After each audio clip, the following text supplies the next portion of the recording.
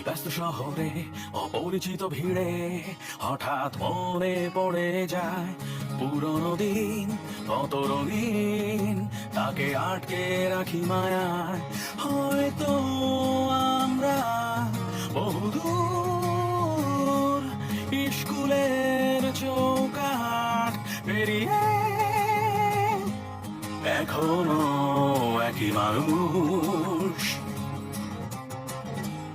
এখনো বন্ধু।